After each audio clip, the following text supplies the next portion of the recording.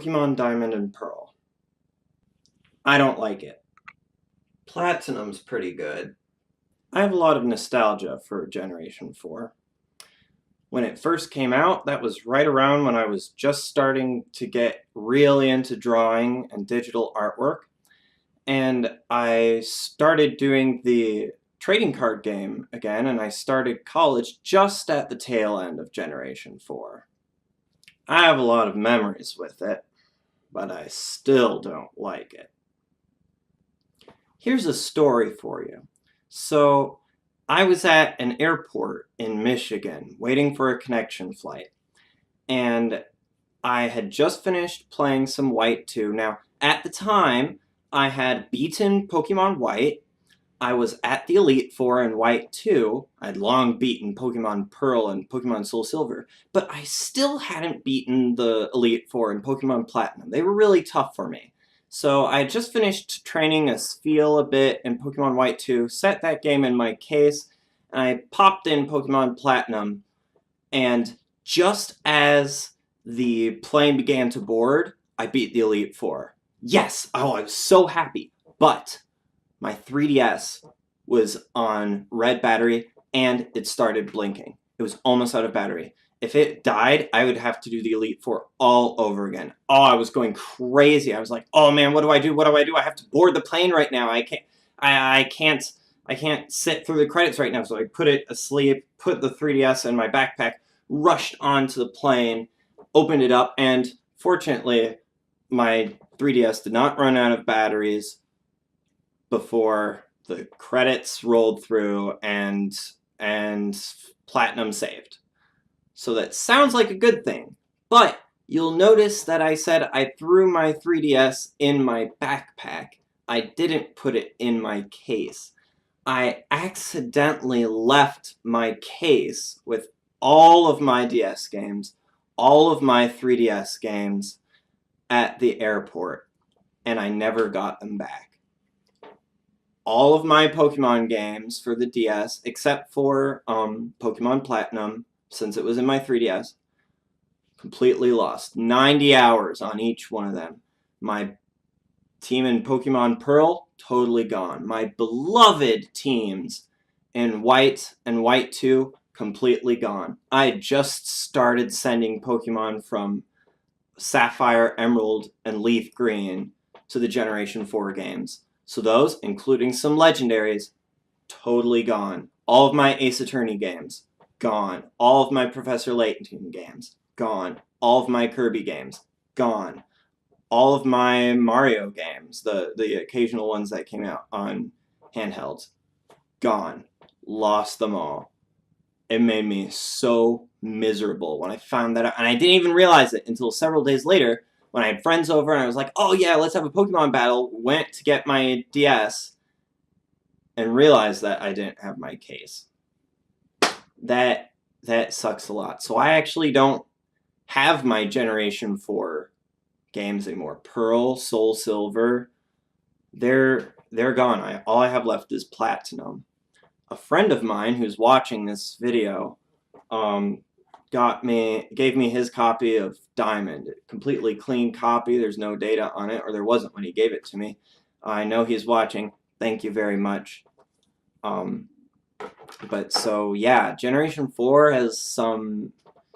I feel a little sad when I think about it because most of my history with that generation, including the Gen 2 remakes, is totally gone forever. So yeah, I really don't like Generation 4. I used to think it was my least favorite. It's not, but I thought that for years, and that should tell you something about how I feel about this generation. When it does things right, it does things really right. There are some incredible Pokemon from Generation 4, but they're not as great as the best Pokemon from Generations 1, 2, and 3. And when Generation 4 is bad, it's really bad. It includes some of my least favorite Pokemon of all time. There's some that I just really, really hate. So that should give you a bit of a preview about what the least favorite list is going to be this time. It's kind of a bumpy road. Brace yourselves. But If I were to round out the top 6 and least favorite 6 generations for Pokemon into a top 10 and a least favorite 10, here's the Pokemon that would be in the least favorite list. And here are the Pokemon that would be added to the favorite list that didn't make the top 6 or bottom 6 cut. Well, with that out of the way, thank you very much for watching, and here is my 6th least favorite Generation 4 Pokemon. I just really don't like this Pokemon. I've never caught a Heatran, for full disclosure, but it is the one legendary Pokemon that I've never really ever wanted to catch. It's the worst example of Gen 4's bloated number of legendaries. Its design is not very inspiring, and its typing doesn't move me. I don't know why anybody would rate this Pokemon over any other legendary Pokemon. I liked Riolu's design ever since Pokemon Pearl, but I really learned to love it when I added a Riolu to my team for the first time in Pokemon White 2. It's a great Pokemon that is a very helpful party member, and it can be useful in a number of different situations. I like it a little more than Lucario because Riolu is cuter and has kind of a beagle look to it. In Pokemon White 2, I named my Riolu Wishbone, which is very fitting, but other great names that would fit it just fine include Snoopy and Droopy. If it fits, even Huckleberry Hound would be great. What is really weird though is that those big black things on its head are hair, not ears. I sometimes forget that. Anyway, a solid Pokemon both design-wise and in battle. It's not the worst generic water Pokemon out there, but there just is not a lot going for Finian.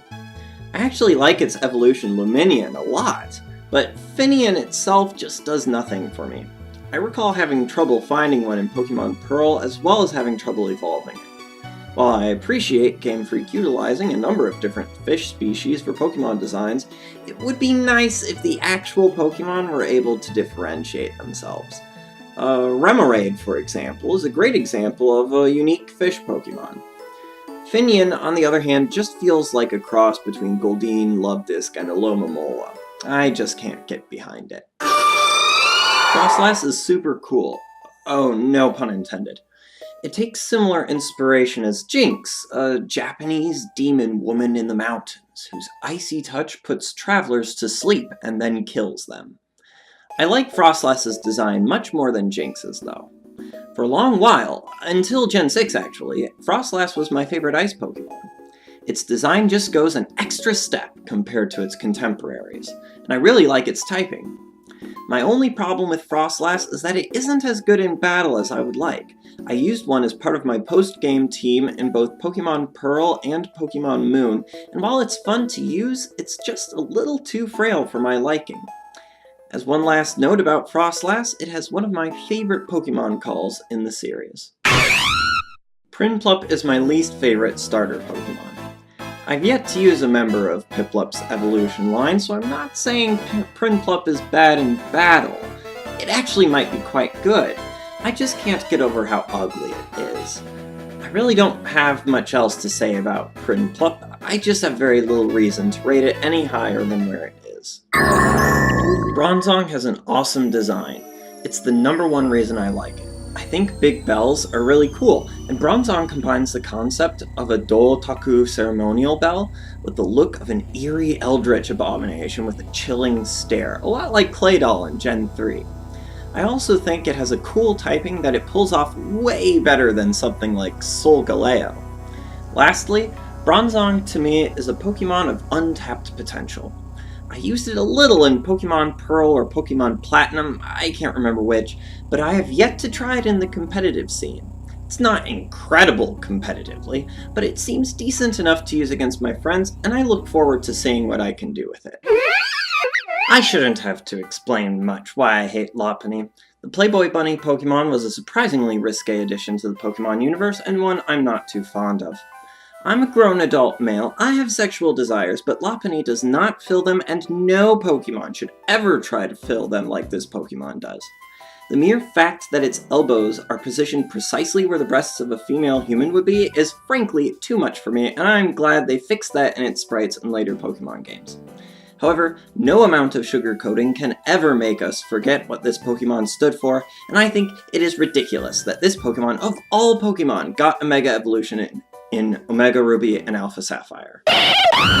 Contrasting greatly with Lopunny is Infernape, which I think is one of the best starter designs we have gotten and one that always puts a smile on my face whenever I see it.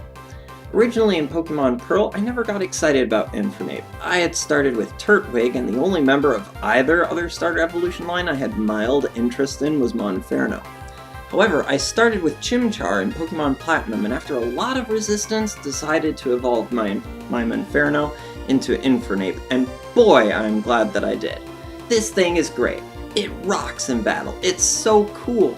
Its design runs circles around Primates, and it is easily the best Primate Pokemon Game Freak has made so far. I'd pick Infernape over Charizard any day. I can't wait to finally get off my ass and send my Infernape through the Gen 5 and Gen 6 games to the Pokebank so that I can use it again in Pokemon Moon. I used to think that Combee was my least favorite Pokemon of all time, but after Pokemon X came out, I thought about it some more and decided that it wasn't. You may have noticed in my lists that there are two distinctly different types of Pokemon that I dislike.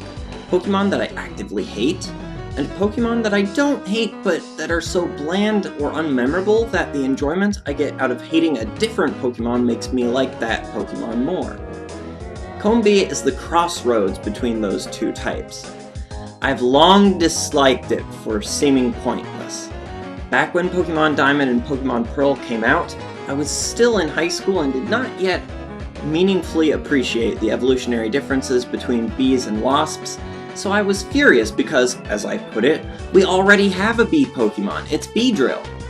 Since then, I have come to understand that despite its name, Beedrill is actually a wasp Pokemon, and Combee and Vespiquen are indeed the first and only bee Pokemon. Since I started dating the woman who is now my wife, I also have gained a slight fondness for Combee's smile, which is very cute and puts a smile on her face.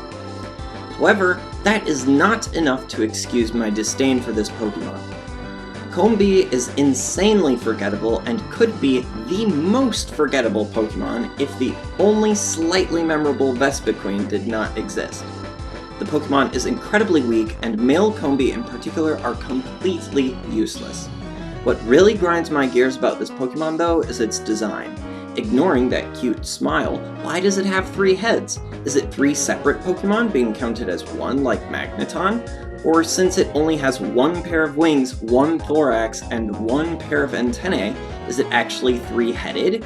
Why does it look like less of a bee and more like drops of honey in a honeycomb? How can it fly with all the weight on top instead of underneath? Wouldn't the slightest angle force Combee upside down? This Pokemon is just completely unforgivable. Having put it into words, I am unsurprised that this is one of my least favorite Pokemon of all time. Sorry, Combee fans, but Combee sucks. While I do have a strong distaste for Generation 4, when it did Pokemon designs right, by golly it did them right. Drifblim has one of my favorite Pokemon designs of all time.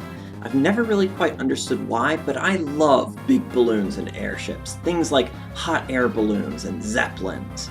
Drifblim captures that awesomeness, but it adds 2 elements to it that make it even cooler.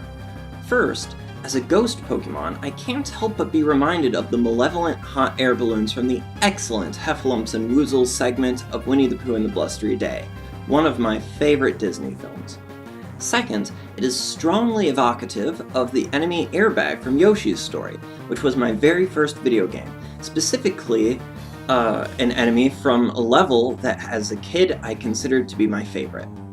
On top of all of that, I just think the idea of a popped hot air balloon coming back to life as a ghost is just super cool. It is such a stellar idea for a ghost flying Pokemon. I also like using Drifblim in battle. I used it here and there in Pokemon White too, and have made one part of my reserve team in Pokemon Moon. Drifblim isn't the best Pokemon out there, but I have fun using it. Really, the only thing I dislike about Drifblim is the fact that it has a mouth.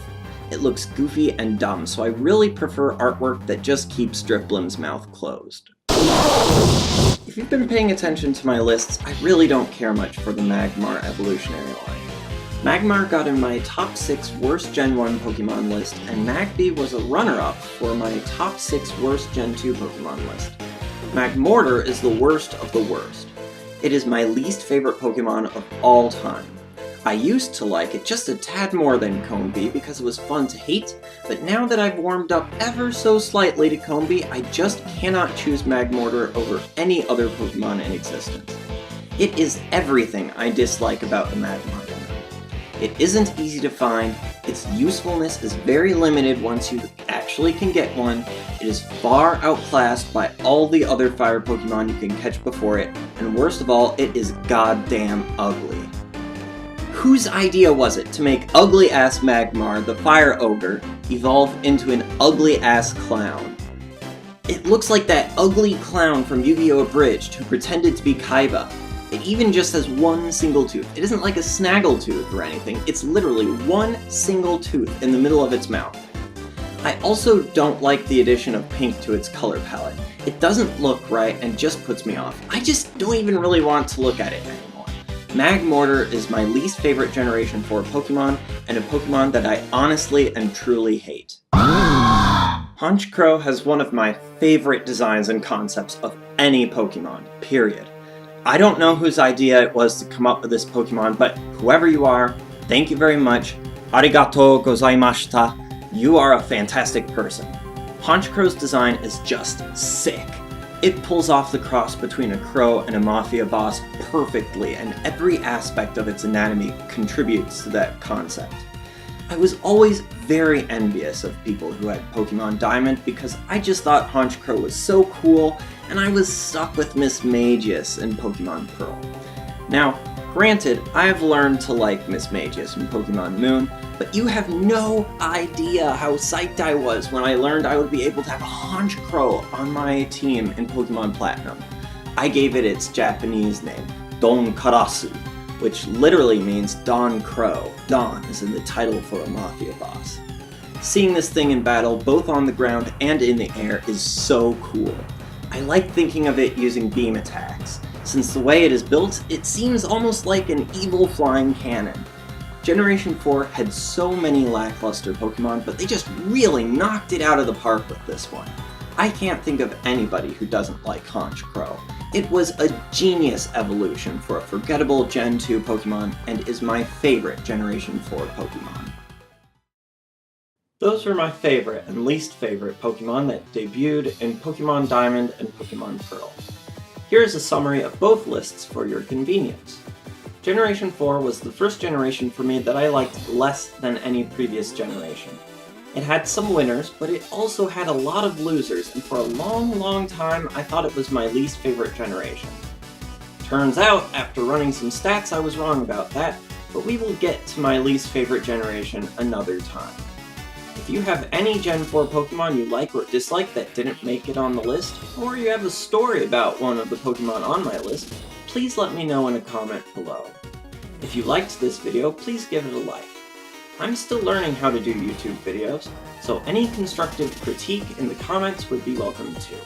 Otherwise, thank you very much for watching, and have a wonderful rest of the day.